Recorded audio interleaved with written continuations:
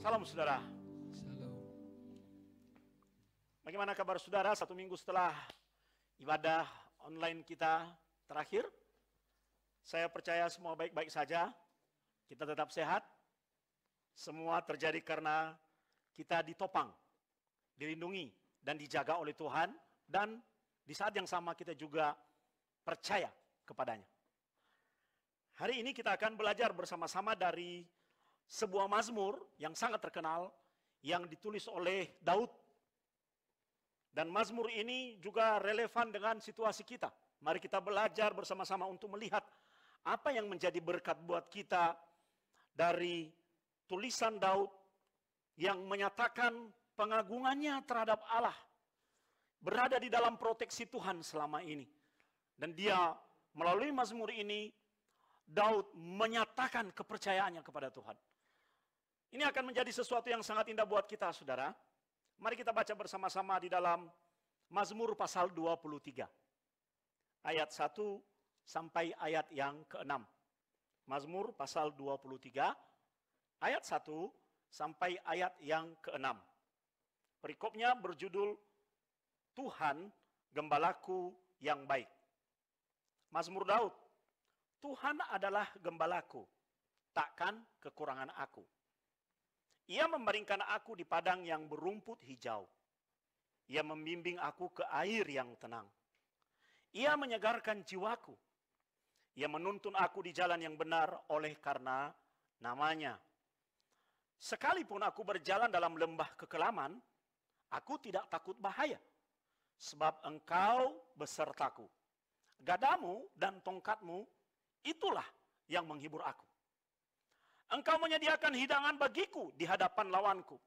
Engkau mengurapi kepalaku dengan minyak. Pialaku penuh melimpah.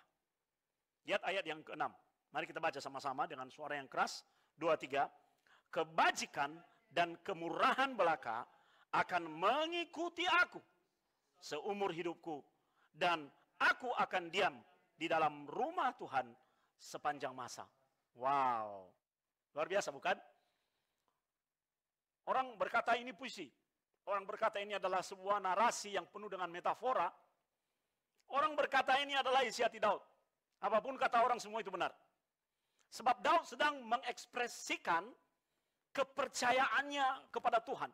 Jadi kalau kita mau mencari di mana mazmur-mazmur Daud yang bicara mengenai kekuatan, kepercayaan, pegangan kepada Tuhan, maka jawaban terbaiknya adalah Mazmur pasal 23.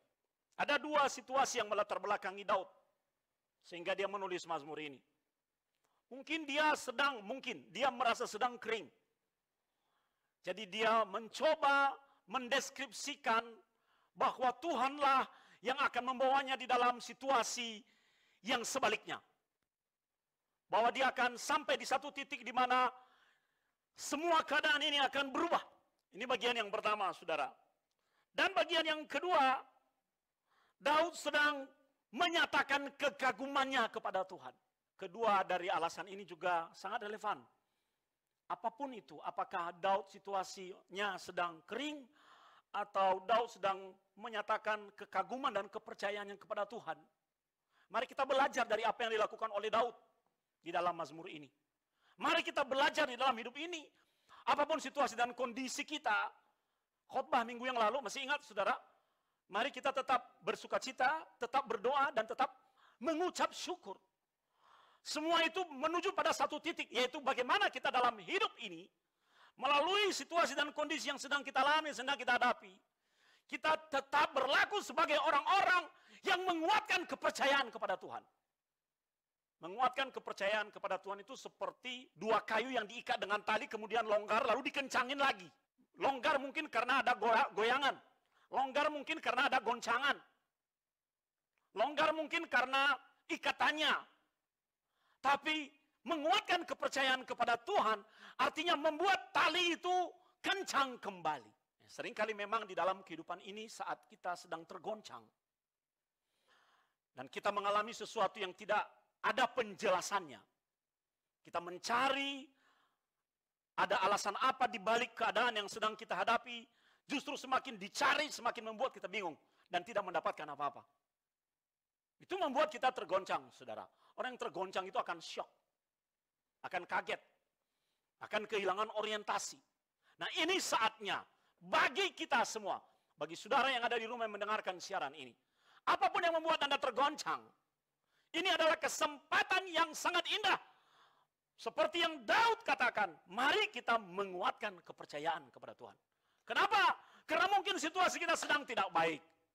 Ini kesempatan kita. Kata menguatkan kepercayaan pernah muncul di dalam pengalaman Daud ketika dia sedang berada di Ziklag. Buka Alkitab saudara dalam 1 Samuel pasal 30 ayat 26. Ketika Daud serta orang-orangnya sampai ke Ziklag pada hari yang ketiga, orang Amalek telah menyerbu tanah Negeb dan Ziklag. Ziklag telah dikalahkan oleh mereka dan dibakar habis. Jadi Daud sedang berada dalam pelarian dan dia pergi ke daerah musuh Israel. Perempuan-perempuan dan semua orang yang ada di sana, tua dan muda, telah ditawan mereka. Dengan tidak membunuh seorang pun, mereka menggiring sekaliannya kemudian meneruskan perjalanannya. Coba lihat, ini adalah kelompok Daud, saudara. Keluarga dari orang-orang yang mengikuti Daud. Ketika Daud dan orang-orangnya sampai ke kota itu, tampaklah kota itu terbakar habis. Dan istri mereka serta anak-anak mereka yang laki-laki dan perempuan telah ditawan oleh orang-orang Amalek. Lalu menangislah Daud dan rakyat yang bersama-sama dengan dia itu dengan nyaring. Sampai mereka tidak kuat lagi menangis. Saudara, kalau dikatakan bahwa menangis sampai tidak kuat lagi menangis, itu berarti kepedihan yang sangat kuat. Sebuah rasa duka cita, sebuah rasa kehilangan, sebuah rasa kekecewaan, sebuah rasa yang tidak mau terima keadaan dan situasi. Sampai nggak bisa dikatakan. Nah, itu susah untuk digambarkan, saudara. Narator dari 1 Samuel 28, 30 ini berkata, sampai mereka tidak kuat lagi menangis. Apakah saudara berada dalam situasi yang kurang lebih sama hari-hari ini? Lihat ayat yang kelima. Juga kedua istri Daud ditawan, yakni Ahinoam, perempuan Israel, dan Abigail, bekas istri Nabal, orang Karmel itu. Dan Daud sangat terjepit. Karena Daud adalah pemimpin. Ini sangat deskriptif. Daud terjepit karena rakyat mengatakan hendak melempari dia dengan batu. Seluruh rakyat itu telah pedih hati masing-masing karena anaknya laki-laki dan perempuan. Pernahkah saudara berada dalam situasi yang seperti ini? Terjepit oleh situasi di mana semua berbalik menyalahkan saudara. Semua berbalik menjepit hidup saudara. Keadaannya kontras. Dari semula mereka menjadi orang-orang yang mengikut Daud dan mengagung-agungkan Daud, sekarang berbalik menuding Daud. Karena mereka mengalami sebuah peristiwa tragis.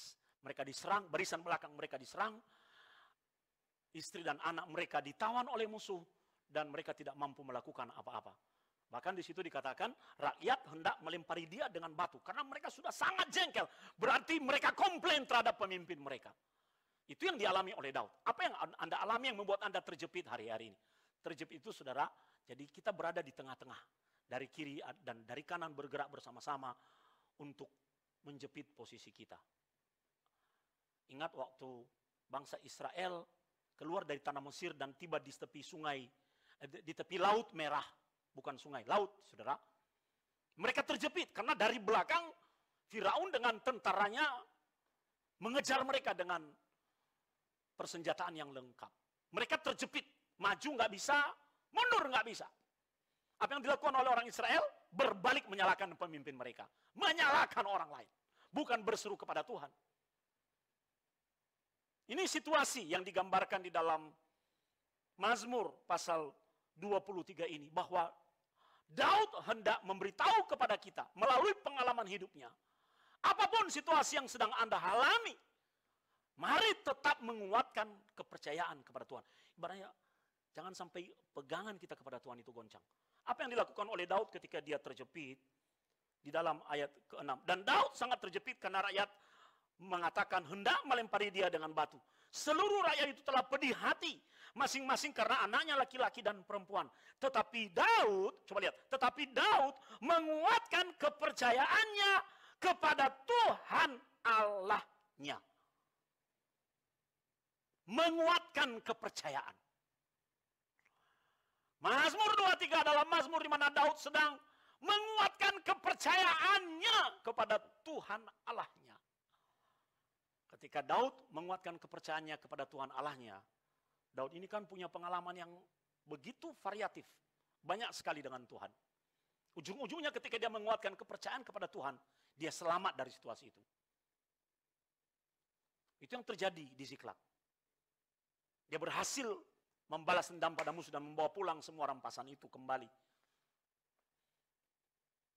Daud kaya dengan pengalaman dan dinamika kehidupan, di mana endingnya semua hal-hal yang tragis, yang sulit, yang sedih berubah menjadi baik ketika dia menguatkan kepercayaannya kepada Tuhan. Tuhan adalah gembalaku, takkan kekurangan aku. Wow, mari saudara, apapun situasi dan keadaan yang sedang saudara hadapi hari-hari ini, kesempatan kita, pilihan terbaik buat kita adalah menguatkan kepercayaan kita kepada Tuhan. Jangan sampai Anda digoyahkan. Biasanya kita digoyahkan oleh situasi. Kok begini Tuhan? Kok belum berubah-berubah? Biasanya kita digoyahkan oleh pendapat orang lain. Digoyahkan oleh perkataan-perkataan orang lain yang melemahkan iman kita. Bahkan kita juga bisa digoyahkan oleh kebutuhan. Kan hubungan dengan Tuhan itu bukan deklarasi. Hubungan dengan Tuhan itu adalah ujian. Kita bisa saja ngomong, aku memiliki hubungan yang indah dan intim dan kuat kepada Tuhan. Itu semua belum terbukti sampai teruji. Digoyang. Bagaimana dengan saudara? Kencangkan kembali tali itu. Jangan izinkan perkataan orang. Jangan izinkan situasi. Jangan izinkan masalah, problem, kesulitan-kesulitan yang sedang Anda hadapi untuk menggoncang imanmu pada Tuhan. Makanya Mazmur 23 ini sangat dikenal sebagai Mazmur kepercayaan. Hal kedua, saudara, yang kita pelajari dari Mazmur 23, sebenarnya isi Mazmur ini bisa kita bagi dua. Daud sedang menggambarkan Tuhan dengan indah. Dia menggambarkan, mendeskripsikan, menceritakan kepada orang lain yang membaca atau mendengar Mazmur ini.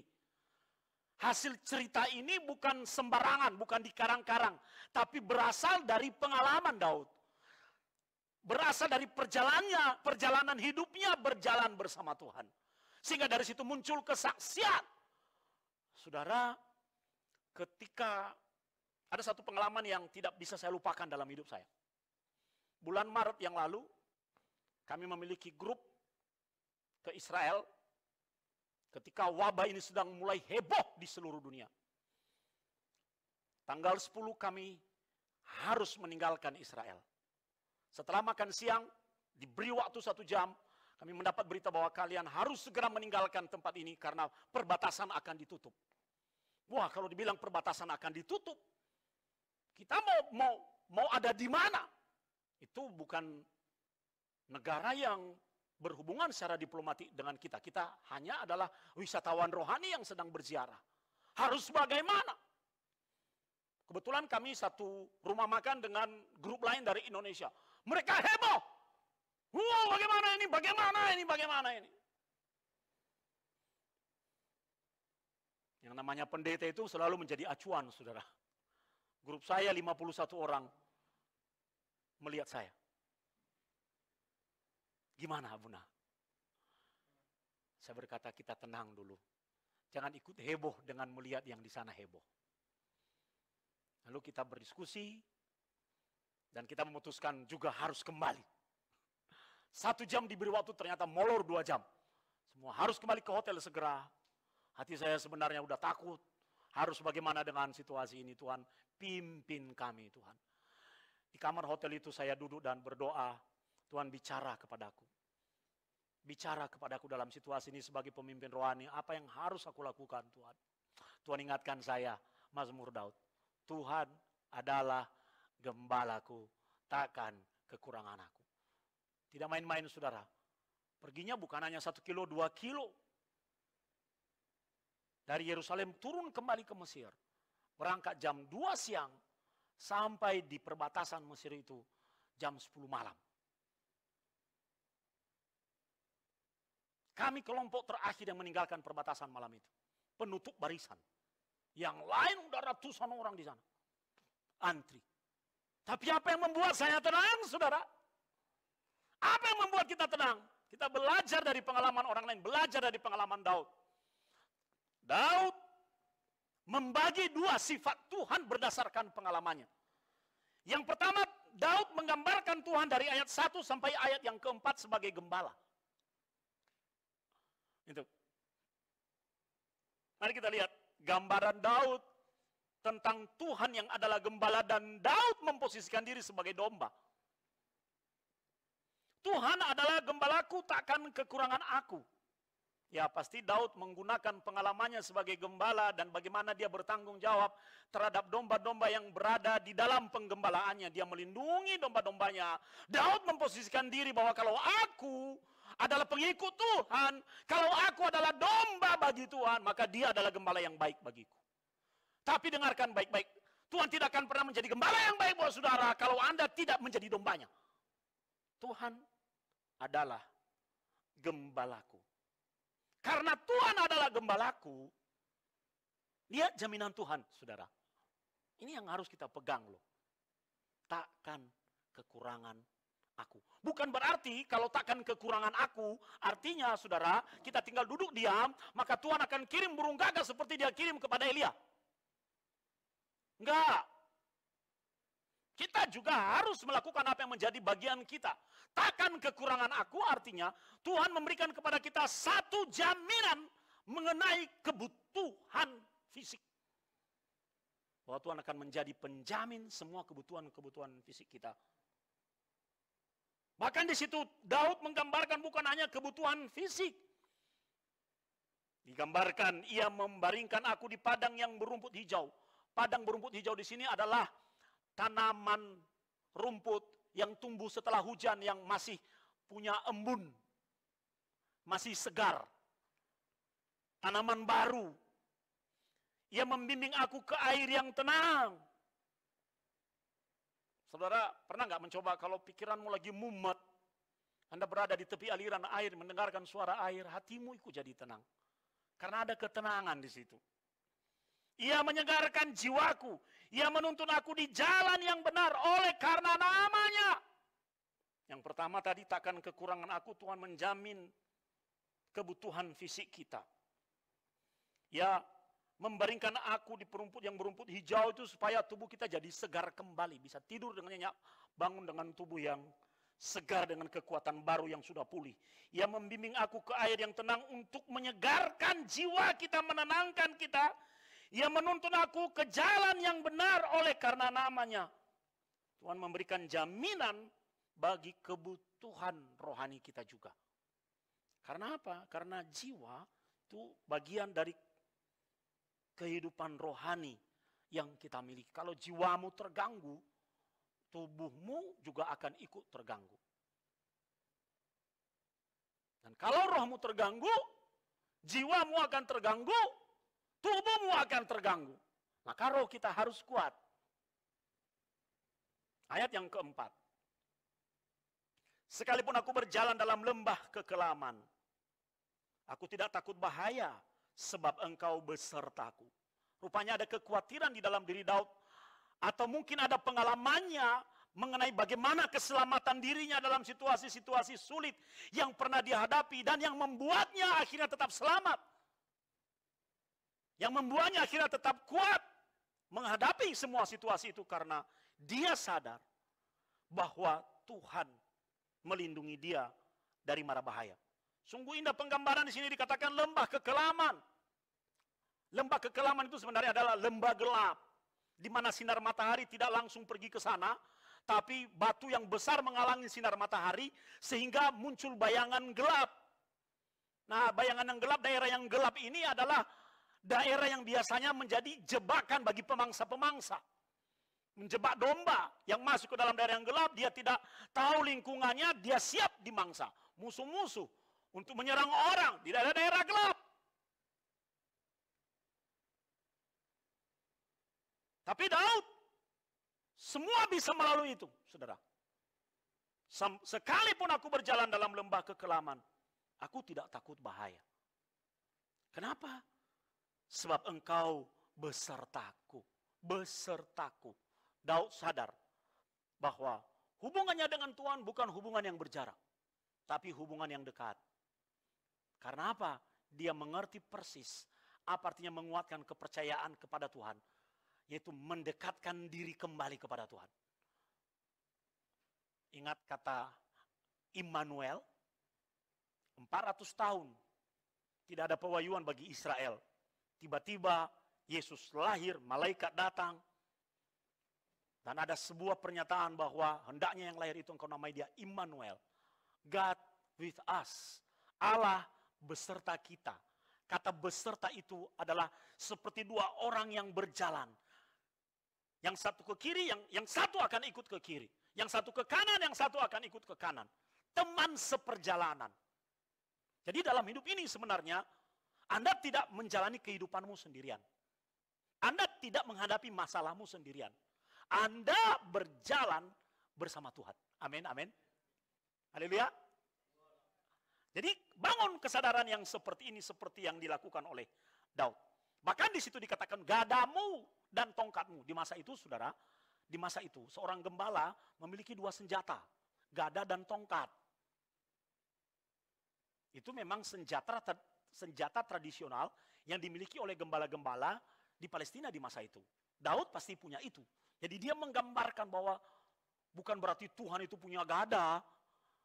Dia menggambarkan bahwa sebagai gembala yang baik pasti dia punya senjata untuk melindungi kita, untuk membantu kita melawan musuh-musuh kita yang hendak mengambil nyawa, yang hendak mencederai kita. Gadamu dan tongkatmu, itulah yang menghibur aku. Penghiburan di sini artinya membuat hati Daud tenang. Jadi kalau ada senjata, ada seseorang yang melindungi kita, dan kita tahu bahwa di tangannya ada senjata, kita jadi tenang. Oh ya, tenang, aku terlindungi dengan baik. Luar biasa ya, penggambaran Daud tentang Tuhan. Dari ayat 1 sampai ayat yang keempat. Daud menggambarkan Tuhan sebagai gembala. Dan gembala yang baik. Hasil kesimpulan Daud mengenai Tuhan yang dia sembah. Itu muncul dari saat-saat krisis. Jadi kesempatan bagi kita untuk mempelajari Tuhan. Seperti yang diceritakan oleh Daud itu. Supaya juga menjadi bagian dari pengalaman hidup kita. Kelak kita akan berkata, Tuhan adalah gembalaku, takkan kekurangan aku. Bagian yang kedua, di dalam ayat 5 sampai ayat yang ke-6, Daud menggambarkan Tuhan, tadi ayat 1 sampai ayat yang ke-4, Tuhan digambarkan sebagai apa? Gembala. Ayat 5 sampai ayat 6, Tuhan digambarkan sebagai seorang tuan rumah yang baik. Tuan rumah. Lihat ayat penggambaran Daud mengenai fungsi dan apa yang dilakukan oleh tuan rumah itu kepada Daud. Daud membayangkan dirinya sekarang di ayat yang kelima sebagai tamu, musafir yang datang dari jauh. Yang sedang berkelana. Engkau menyediakan hidangan bagiku di hadapan lawanku. Engkau mengurapi kepalaku dengan minyak. Menyediakan hidangan bagiku di hadapan lawanku. Tuhan tidak mempermalukanmu di hadapan lawanku. Karena kalau engkau tidak punya hidangan, musuhmu akan mengejekmu dan berkata, dia tertawa. Dia melemparkan ejekan, mempermalukan. Justru yang terjadi ketika kita mengikuti Tuhan, musuh-musuh kita yang akan dipermalukan melalui cara kerja Tuhan di dalam hidup kita. Tuhan menyediakan hidangan bagiku di hadapan lawanku. Lihat kalimat berikutnya, engkau mengurapi kepalaku dengan minyak. Bahkan di situ dikatakan, pialaku penuh melimpah. Kata diurapi artinya dibersihkan, digosok dengan minyak sehingga terlihat segar kembali. Tapi kalau pakai minyak di rambut, wah itu membuat kita rapi, kelihatan segar. Segar. Ya. Pialaku penuh melimpah. Wow. Ini semua cara Daud menggambarkan bahwa Tuhan itu adalah Tuhan yang menyambut kita. Tidak membiarkan kita, saudara. Ya. Dan hasilnya puncaknya di dalam ayat yang ke-6 itu. Coba lihat. Kebajikan dan kemurahan akan mengikuti aku. Wow, kebajikan dan kemurahan akan mengikuti aku. Kata mengikuti di sini sebenarnya diambil dari bahasa Ibrani radab. Ya. Yaitu bukan mengikuti seperti kalau kita punya peliharaan, misalnya kucing atau anjing, lalu kita berkata, pus, pus, pus, pus. Come on, dia mengikuti seperti itu. Tidak, tidak. Bukan ya. Itu kurang kuat kata itu. Kurang kuat maksud mengikuti di situ. Tapi sebenarnya yang dimaksudkan dengan radab di sini artinya kebajikan dan kemurahan mengejarmu. Mengejarmu sedemikian rupa sehingga Anda tidak luput dari kebajikan. Sehingga Anda tidak luput dari yang namanya kemurahan. Amin. Coba mulai berpikir. Dimanapun Anda berada, Anda tidak diikuti oleh yang namanya kebajikan dan kemurahan itu. Tapi Anda dikejar sampai dia mendapatkanmu. Dan kalau sudah didapatkan oleh yang namanya kebajikan dan kemurahan, maka hidupmu penuh dengan kebajikan. Hidupmu penuh dengan kemurahan. Itu hasil yang sangat indah loh saudara. Dan aku akan diam dalam rumah Tuhan sepanjang masa. Diam dalam rumah Tuhan itu seringkali dipakai untuk ayat kematian. Bukan ayat kematian ini. Rumah Tuhan artinya surga, bukan. Tapi diam dalam rumah Tuhan ini bicara tentang bait Allah. Tempat di mana kita menyembah. Tempat di mana kita memuji Dia. Coba pemain musik maju ke depan. Tempat di mana kita bersekutu dengan Tuhan. Bait Allah. Maka saya lebih senang, I will return to the house of the Lord. Aku akan kembali. Aku akan kembali ke rumah Tuhan untuk memuji dan menyembah Tuhan. Berarti kalau endingnya seperti ini, Daud merindukan satu tempat, satu situasi di mana dia terhubung kembali dengan Tuhan di dalam rumahnya. Daud sedang membayangkan dirinya sebagai seorang musafir yang melakukan perjalanan, peziarahan. Seperti itu rupanya kita, saudara. Karena di dunia ini kita hanya sementara. Kita melakukan apa yang disebut dengan perjalanan sementara, berziarah di dalam hidup.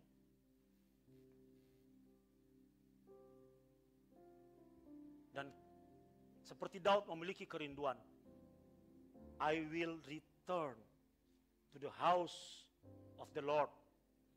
Aku akan kembali ke rumah Tuhan. Yang dimaksudkan di sini adalah tempat di mana dia memuji dan menyembah Tuhan. Dan bisa mengagungkan, menceritakan setiap kebaikan Tuhan.